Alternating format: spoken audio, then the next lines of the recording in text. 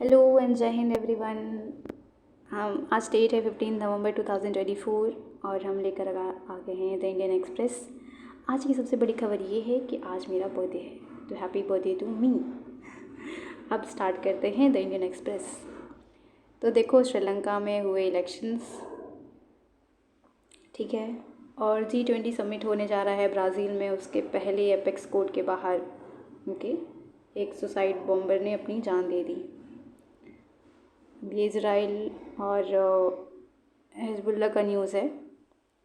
ये कह रहे हैं कि इज़राइल जो लेबनीज़ ऑफिशियल उन्होंने हिंट किया है कि कहीं ना कहीं हिजबुल्ला रेडी है इज़राइल बॉर्डर से विड्रॉ करने के लिए और कोई ट्रूस डील साइन करने के लिए। तो अगर इज़राइल चाहे तो कुछ अच्छा हो सकता है।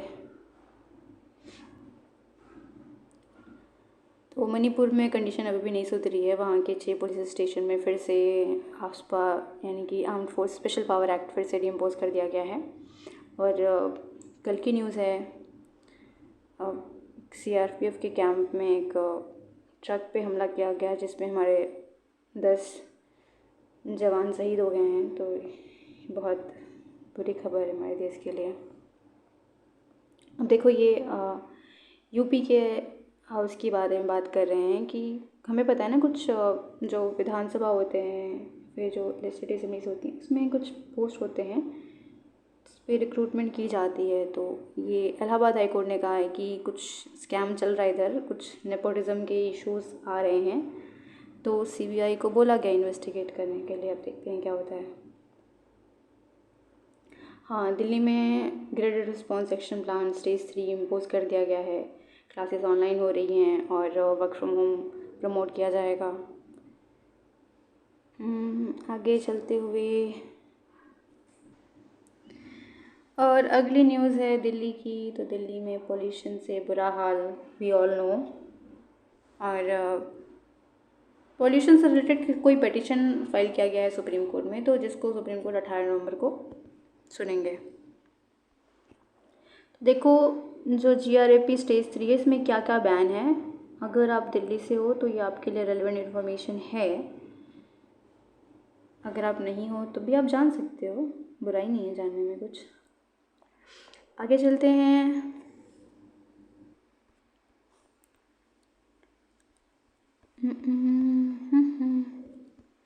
आज गुरु नानक जयंती भी है बाय द वे, और देव दिवाली भी है।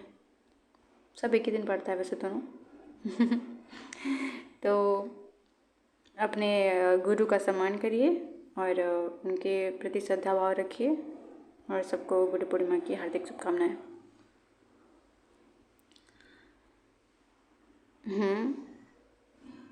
Again political news moving forward, decision Maharashtra Jharkhand elections. हाँ, देखो अब ये हमारा, देखो ये आर्टिकल सिंस आज से 150 साल पहले बिरसा मुंडा जी का जन्म हुआ था। तो आज उनकी 150th एनिवर्सरी है। तो उससे रिलेटेड हमारे प्रेसिडेंट जी का आर्टिकल आया है। उन्होंने बिरसा मुंडा जी के लाइफ के बारे में कुछ लिखा है।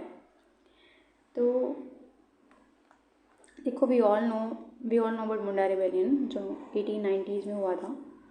और कैसे भगवान बिरसा मुंडा जी ने कैसे अपने लैंड के लिए, अपनी आइडेंटिटी के लिए, फ्रीडम के लिए फ़ाइट किया। और उनके कैरेक्टर के बारे में बताया है कि वह कैसे सेल्फ सेक्रीफाइसिंग नेचर के थे, कि दूसरों के लिए वो अपनी प्रॉब्लम भूल जाते थे और ऐसा मानते थे कि वो जिस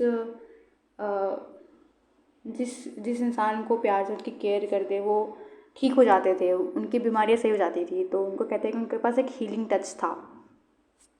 और उनके बर्थडे पे फिर हमने जनजातीय गौरव दिवस मनाते हैं। तो आज जनजातीय गौरव दिवस भी है। और एक इन्फॉर्मेशन और है इसमें कि पिछले महीने धरती आबा जनजातीय ग्राम उत्कर्ष अभियान चलाया गया था। इसमें जो ट्राइबल विलेज हैं, लगभग 63,000 ट्राइबल विलेजेस हैं, वहाँ पे इंफ्रास्ट्रक्चर का जो गैप है उसको ब्रिज करने के लिए कुछ इनिशिएटिव लिए गए हैं। और प्रधानमंत्री जनमन के बारे में तो आप सब जानते ही हैं। और नथिंग मच, बस हमें उनके लाइफ से इंस्पिरेशन लेना चाहिए कि कैसे उन्होंने अंग्रेज़ों के खिलाफ लड़ाई करी और अपनी फ्रीडम के लिए, जस्टिस के लिए, आइडेंटिटी के लिए और डिग्निटी के लिए। तो we as a youth should learn from him. And next news is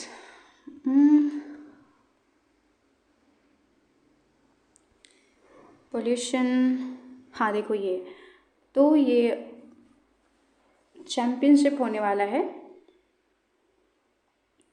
तो ये जो चैम्पियनशिप ट्रॉफी है जो चैम्पियनशिप है वो पाकिस्तान में होना शेड्यूल है, बट बीसीसीआई ने कहा है कि हम पाकिस्तान में पार्टिसिपेट नहीं करेंगे, आप इसको दुबई में रखो। तो इसके बारे में दोनों आर्टिकल हैं। एक कह रहे हैं कि बीसीसीआई ने जो कहा है वो डिसीज़न सही है, हम ऐसा नहीं कर सकते कि सामने से कोई टेररिज्म प्रमोट कर रहा है और पीछे से हमारी बैकस्टैबिंग कर रहा है और हम सामने से उसके साथ आके क्रिकेट खेलें। तो ये जो बीसीसीआई ने कहा है कि दुबई में रखेंगे, स्पोर्ट्स को पार्टिसिपेट करेंगे, वो कहीं ना कहीं सही डिसीज़न है। पर सेकेंड ये आर्टिकल है इसके डिसीज़न के अगेंस्ट में कि अगर आईसीसी इस प्रपोज़ल को एक्सेप्ट नहीं करती है, अगर मैच दुबई में ना हो के पाकिस्तान में ही होंगे, तो हमारे पास कोई ऑप्शन नहीं है, हमें बॉयकॉट करना पड़ेगा। तो क्या ये सही है कि इतने बड़े स्पोर्ट्स से हम बैकआउट कर जाएं? तो बेसिकली दोनों के बीच में डिबेट है। अब देखो, अर्जेंटीना और फ्रेंच दोनों ने बैकआउट कर लिया है COP29 से, जो कि अज़रबैजान में हो रहा है। अब ये देखो कितने टाइम से प्रोटेस्ट चल रहा था प्रयागराज में कि यूपीपीसीएस का जो प्रीलिम्स है वो यूपी गवर्नमेंट चाहती थी कि 2 शिफ्ट में करा जाए, पर जो कैंडिडेट्स है वो चाहते हैं कि 1 शिफ्ट में हो और नॉर्मलाइजेशन ना हो।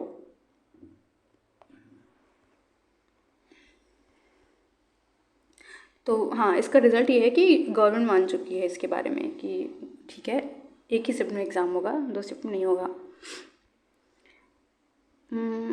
मूविंग फॉरवर्ड,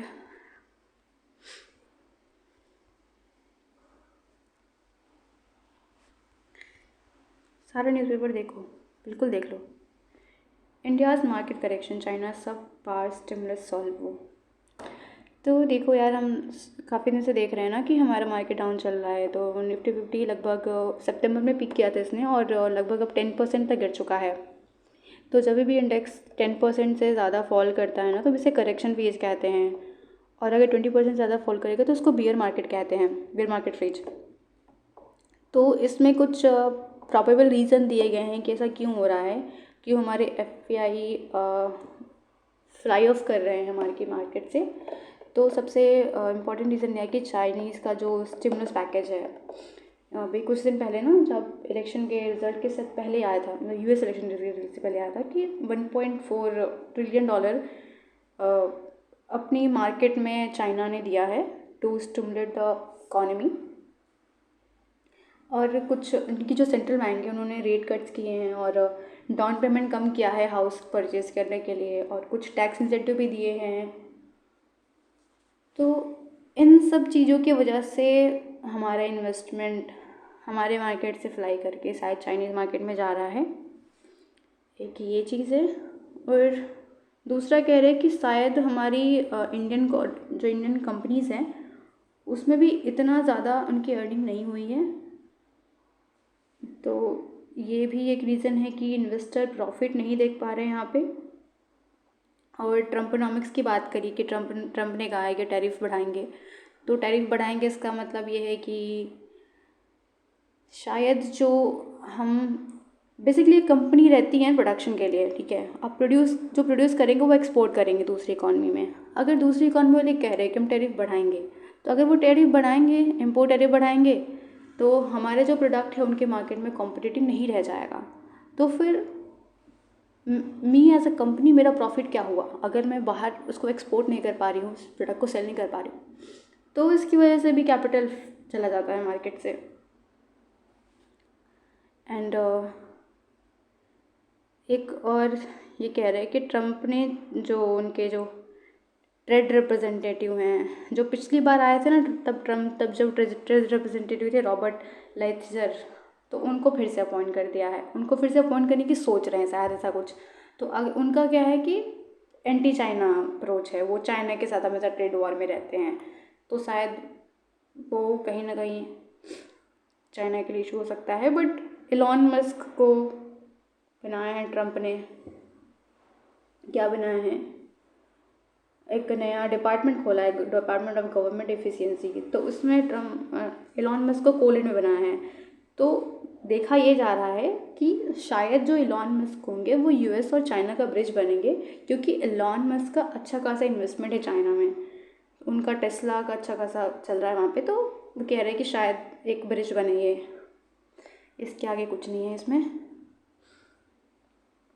हाँ देखो, क्लाइमेट चेंज और ट्रेड के बारे में बात कर रहे हैं।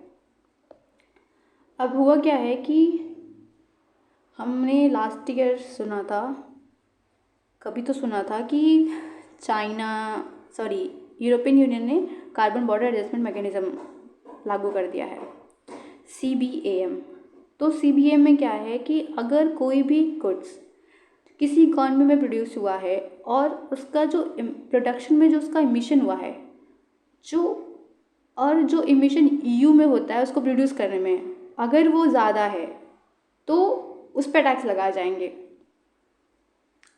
एग्जाम्पल से समझते हैं कि अगर स्टील का प्रोडक्शन हुआ है इंडिया में, और स्टील को प्रोड्यूस करने में अगर 100 पॉइंट एमिशन हुआ है, तो और सेम स्टील को प्रोड्यूस करने में EU में 50 पॉइंट एमिशन हुआ है, तो जो 50 पॉइंट एमिशन एक्स्ट्रा हुआ है उस पर टैक्स लगेगा। अगर वो गुड्स हम EU को एक्सपोर्ट करना चाहते हैं तो टैक्स लगेगा। इसका मतलब कि हमारा जो स्टील होगा वो EU के स्टील से कम कॉम्पिटिटिव होगा, राइट। तो यही एक इशू है। तो जब हम अभी COP29 में जब डिबेट चल रही है, बातें चल रही हैं, तो उन्होंने कहा कि जैसे हमारी developing economy like China, India, Brazil, south Africa, तो इन्होंने इस चीज़ को चैलेंज किया है कि आप ऐसे मत करो, क्योंकि अभी तो उन्होंने सिर्फ 3-4 प्रोडक्ट्स के लगाया है, जैसे कि स्टील हो गया, एल्युमिनियम हो गया और सीमेंट हो गया, बट वो प्लान कर रहे हैं कि इसको और ज़्यादा डाइवर्सिफाई करेंगे और बाकी प्रोडक्ट्स पे भी लगाएंगे। और बात सिर्फ EU की नहीं है, अगर EU ऐसा करेगा तो हो सकता है बाकी डेवलपिंग कंट्रीज़ भी ऐसा करें, बट ये चीज़ डेवलपिंग कंट्रीज़ के लिए एक डिसएडवांटेज हो जाएगा, बिकॉज उनके पास इतनी हाई एंड टेक्नोलॉजीज़ नहीं हैं, और अगर ऐसा करेंगे तो उनका जो गुड्स होगा वो डेवलप्ड कंट्री के गुड्स से कम्पीट नहीं कर पाएगा और उनको बहुत हैवी लॉस बियर करना पड़ेगा।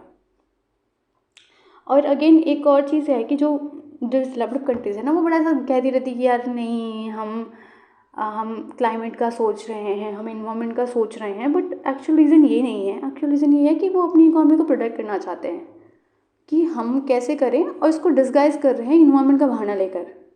क्योंकि जो एशियन डेवलपमेंट बैंक है, उन्होंने एक रिपोर्ट पब्लिश करी कि जो ये मेजर्स ले रहे हैं ना, उसका बहुत ज़्यादा इम्पैक्ट होने वाला है नहीं, कि टैक्स करके अब क्या ही कर लोगे।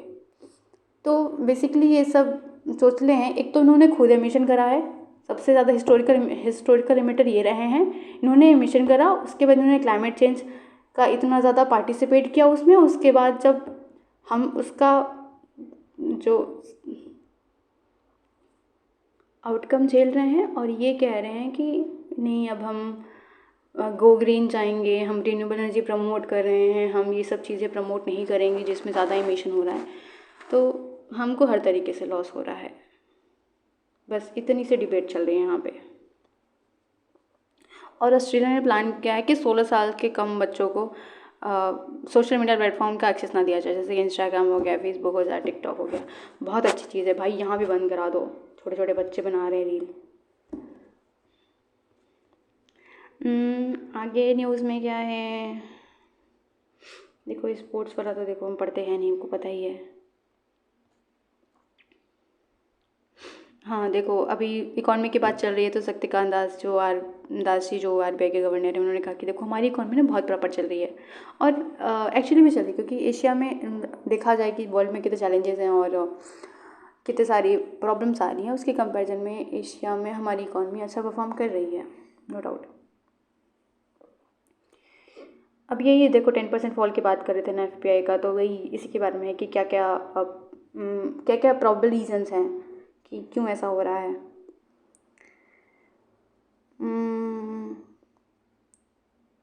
रिलायंस और डिज्नी मर्ज हो गए हैं।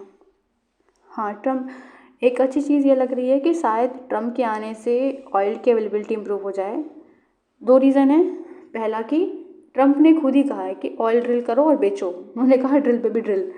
तो एक तो ये रीज़न है कि वो प्रोडक्शन बढ़ाने वाले हैं अपनी इकोनॉमी का, अपने स्टेट का।